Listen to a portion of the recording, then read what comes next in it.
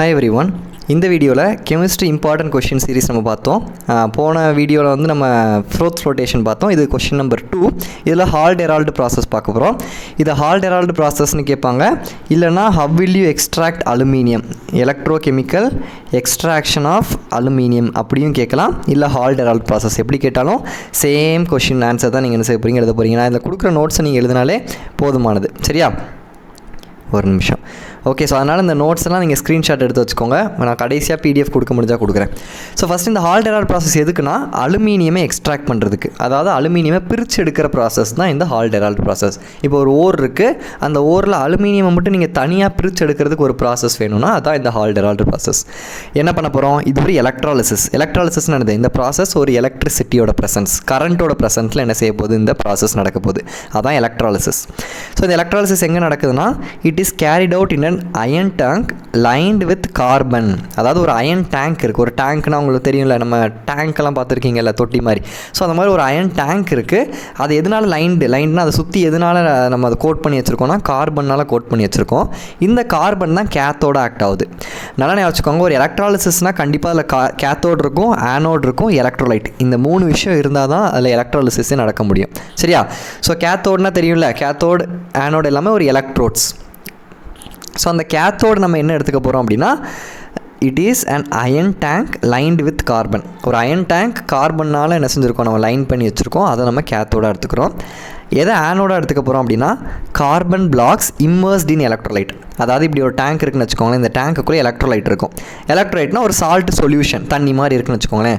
அதுக்குள்ளே நம்ம carbon black இந்த மாதிரி நான் உள்ள பிளாக்காக வச்சுருக்கேன். இந்த கார்பன் பிளாக் தான் என்ன ஆக்ட் ஆக போகுது, ஆனோட ஆக்ட் ஆக போகுது.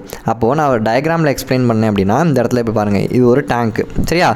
இந்த டேங்க் வந்து நான் என்ன செஞ்சுருக்கேன், கார்பனால் லைன் பண்ணி வச்சுருக்கேன். இந்த பச்சை கலரில் கார்பனால் நான் லைன் பண்ணுறேன்னு வச்சுக்கோங்களேன்.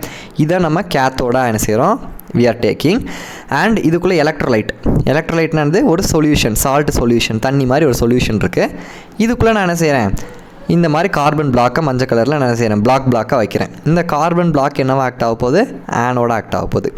இப்போது இதில் எலக்ட்ரோலைட் என்ன எடுத்துருக்கோம், எலக்ட்ரோலைட்னா சால்ட் சொல்யூஷன், சால்ட்டு தண்ணியில் கரைச்சி வச்சுருப்பாங்க, இல்லை சால்ட்டு ஏதாவது சொல்யூஷனில் கரைச்சி வச்சுருக்கிறது தான் எலக்ட்ரோலைட்டு. இங்கே நம்ம என்ன எலக்ட்ரோலைட் எடுத்துக்க போகிறோம்னா 20% அலுமினா சொல்யூஷன். அலுமினா அப்படிங்கிறது நம்ம அலுமினியத்தோட ஒரு ஓர். சரியா? கைண்ட் ஆஃப் சால்ட் மாதிரி தான். ஸோ அதை 20% நான் என்ன செஞ்சுருக்கேன், சொல்யூஷனாக கரைச்சி வச்சுருக்கேன். 20%னா 20 gram in 100 gram of water. So அதை தான் வந்து நம்ம 20% அலுமினாவை சொல்யூஷனாக கரைச்சி வச்சுருக்கேன்.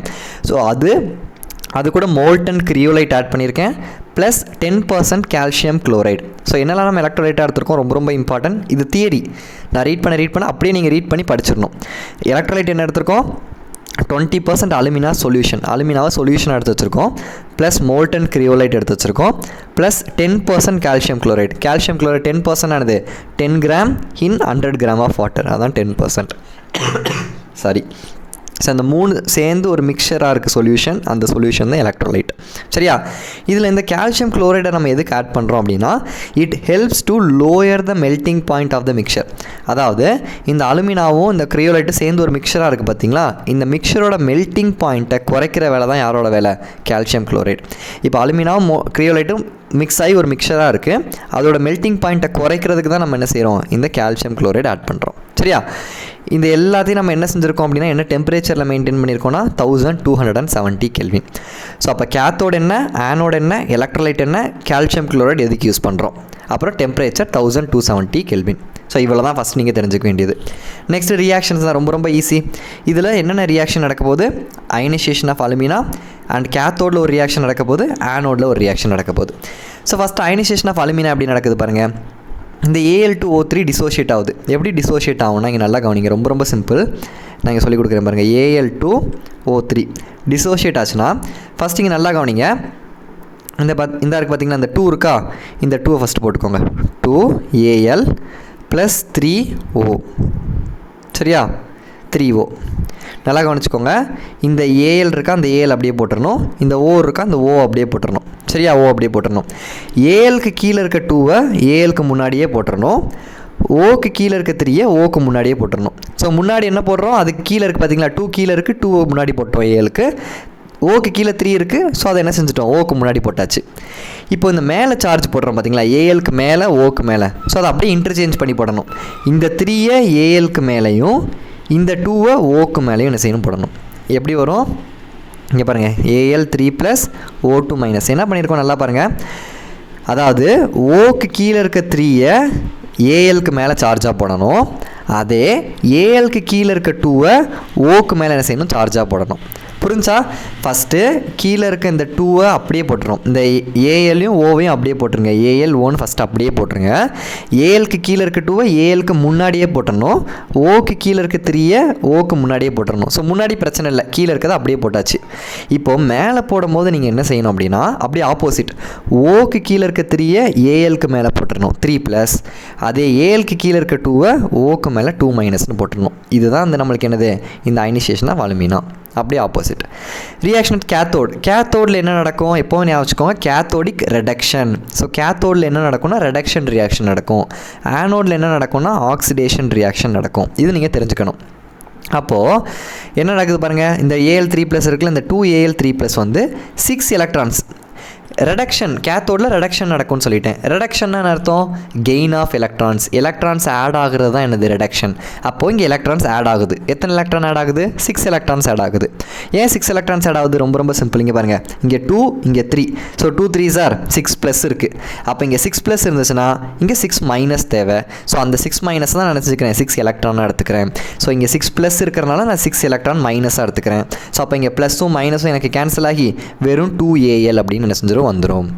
நெக்ஸ்ட் பாருங்கள், இங்கே ஆனோடில் வந்து என்ன நடக்கும், ஆக்சிடேஷன். ஆக்சிடேஷனா லாஸ் ஆஃப் எலக்ட்ரான். எலக்ட்ரானை லூஸ் பண்ண போகுது. எப்படி லூஸ் பண்ண போகுது பாருங்கள், இந்த 6O2- வந்து 3O2ஆகவும் 12 எலக்ட்ரான், இங்கே 12 எலக்ட்ரான் என்ன செஞ்சிருச்சு, இது லாஸ் பண்ணிடுச்சு. எப்படி 12 எலக்ட்ரான் வந்துச்சு, இங்கே பாருங்கள், இங்கே 6 இருக்குது, இங்கே 2 இருக்குது. ஸோ 6 × 2 என்னது 12-. ஸோ அந்த 12- எனக்கு 12 எலக்ட்ரான் என்ன செஞ்சிருச்சு, வெளியே வந்துருச்சு. ஓகேவா, இதுதான் ஆனோடு.